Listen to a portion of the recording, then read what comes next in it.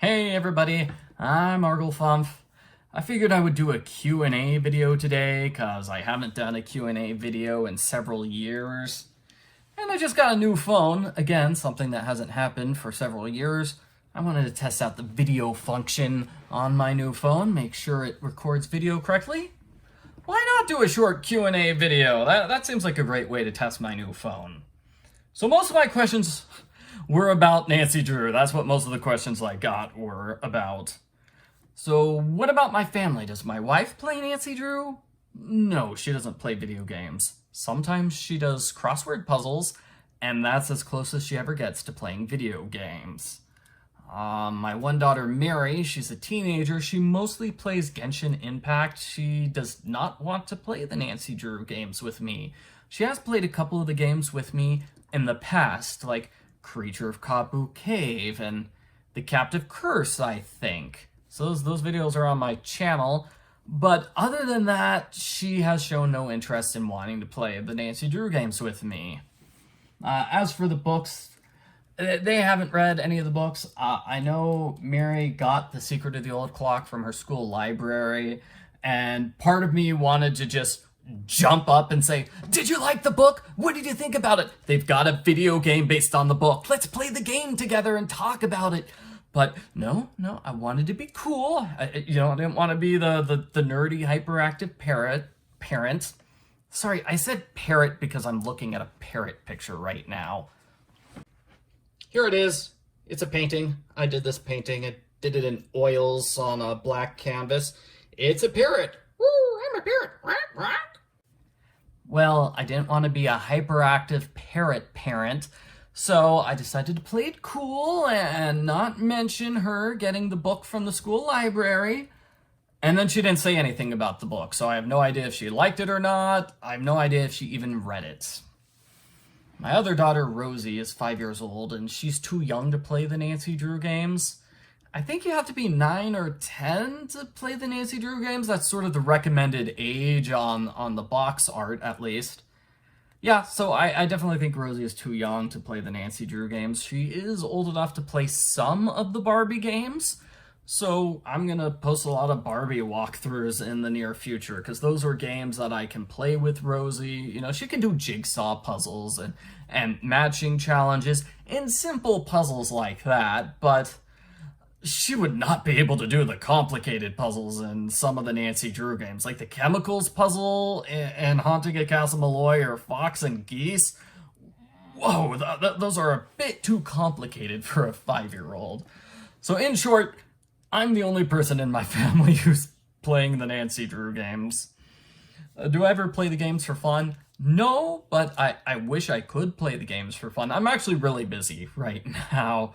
So I really wanted to play Sea of Darkness this past week. I was thinking about Dagny, who's a cool character, and so I wanted to play the game and see Dagny again and play through her parts. But alas, I could not. Yeah, Sea of Darkness was really well written compared to the games that came before it. That's just what I was thinking. So I'm like, man, I gotta get back and play Sea of Darkness. So, what are my thoughts on the future of the franchise? That's a hard question to answer because I don't know where the franchise is at present. So I can't talk about the future. I don't know where it is right now. Are they making a new Nancy Drew game? I hope they are. Her Interactive says they're working on a new Nancy Drew game. They did register a trademark for Nancy Drew, the Secret of the Seven Keys. I think that's the title. I could be wrong. But other than that, we haven't heard anything. We haven't heard anything from Her Interactive about a new game in, 2-3 years? I think 2 years. 2 to 3 years. I don't know. I've lost count. So it's sort of like the days before Midnight in Salem was released. Because that game took, 3.5 years? 4 years?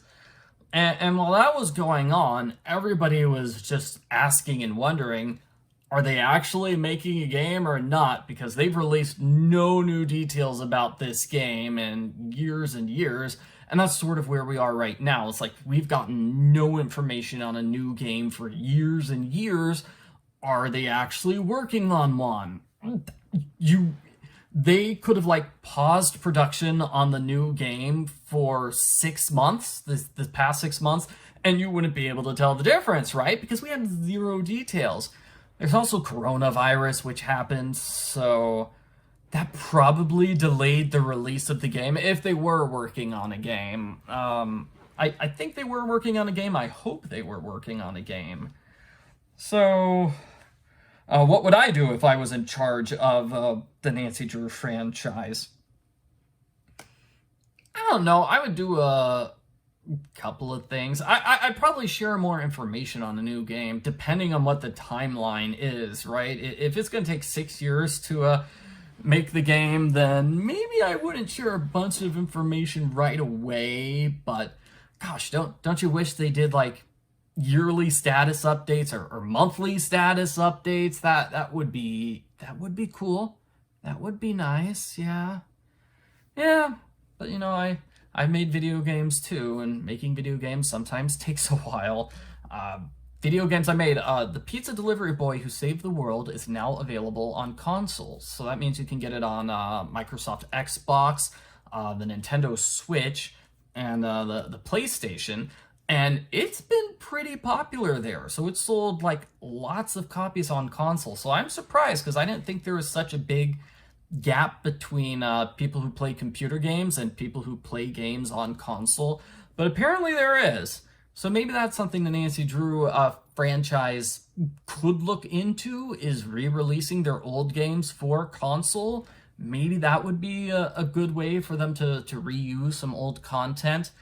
I think it would be also cool if they made remakes of the old games, right? Because most of those games are old. The series started in 1998. So, like, even if you limit yourself to games that are over 20 years old, that's like 4 or 5 games. Yeah.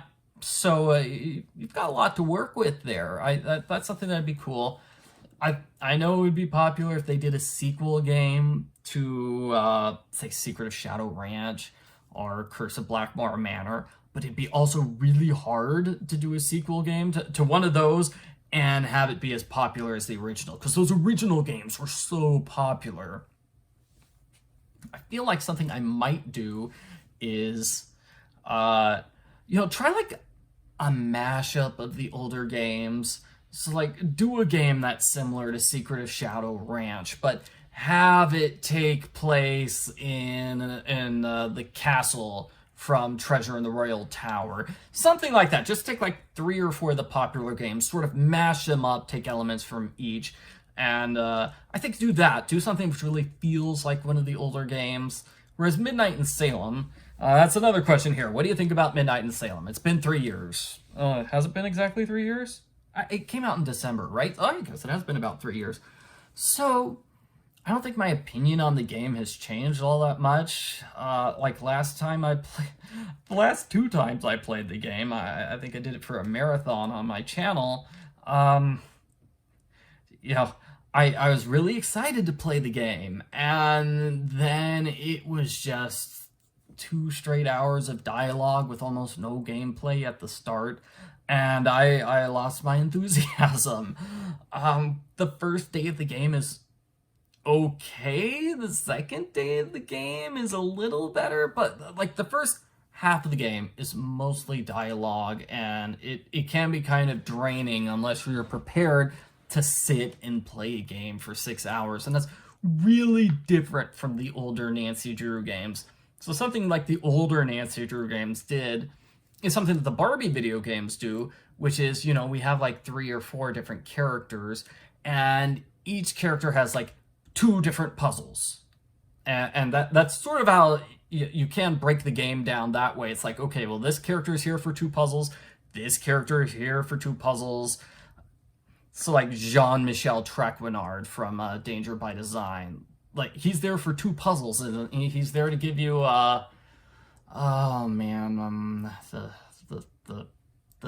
ice cream puzzle, and then the food ordering puzzle. The other guy, Dieter, so he's there to basically give you the photograph puzzle, and then the other photograph puzzle.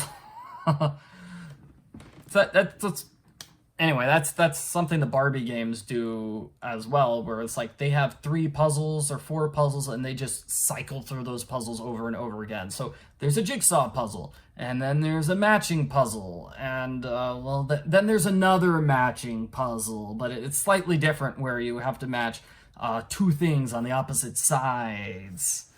And then a jigsaw puzzle where you have to match the outline pieces rather than the inside pieces. That sort of thing. So it's like they have the same puzzles repeat, but slight variations, or just a slight variation in that it's the exact same puzzle, but it's a little harder. I'm surprised they didn't do that in, say, Message in a Haunted Mansion, where you have the Phoenix puzzle. I'm kind of surprised they didn't give you like an easy Phoenix puzzle, and then they give you a harder one, and then a much harder one. Well, at the end of the game, you do get another Phoenix puzzle, but you know what I mean, like the tile puzzle. But that tile puzzle was so difficult. I'm glad they didn't give us extra variations.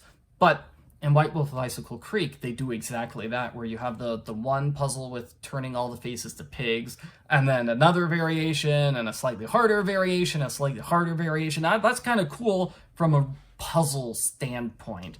So that's something that the Nancy Drew games did a lot back in the old days. You also reused puzzles from old games. So there's a lot of games with the puzzle where, you know, if I move item number 1, that's going to move item number 1 and then item number 3. I'm thinking pulling the chains in Treasure in the Royal Tower. I'm thinking picking the locks in Phantom of Venice. I'm thinking turning the stairs to spell out a specific word in Message in a Haunted Mansion. I'm thinking making 5 spades appear in the final scene. Speaking of the final scene, something I just realized over the past year or so while watching a movie, somebody said the game, the Find the Ace of Spades game, is sometimes called 3-Card Monty. That's why the machine is called the Amazing Monty. He's playing 3-Card Monty. I didn't realize that. So, that's a question I get sometimes. Do you ever learn anything new while replaying the old games? Do you ever find something new, like a new piece of dialogue? Well, that's something new I figured out. A joke I just totally did not pick up on. Another question about Nancy Drew. The franchise in general, I feel like I don't know what's going on with the franchise. With the books, the 2 books that came out last year, I'm told were good. They are highly rated, but I haven't heard anything about them. I just saw, oh hey, they have higher ratings than normal for those books on the book review websites. Not the books that came out this year though. So I don't think the books have really been carrying the franchise as much as the TV show has. I feel like the TV show has been the big Nancy Drew thing in the public consciousness. I don't feel like your normal person on the street knows about Midnight in Salem, and Midnight in Salem has been the only thing out of her interactive for at least 5 years. So, yeah, the TV show, I thought it was okay. I didn't really like it. It didn't feel like Nancy Drew to me. Obviously, I'm biased, but I think it would have been awesome if the TV show was just adaptations of the games. But no, it was clearly based on the books instead of the games. But it kind of felt like it wasn't based on the books, too. It kind of felt like, they want to do a scary TV show, and they wrote like half to 2/3 of the show. They had it all planned out, and then they got told, hey, it's a Nancy Drew show.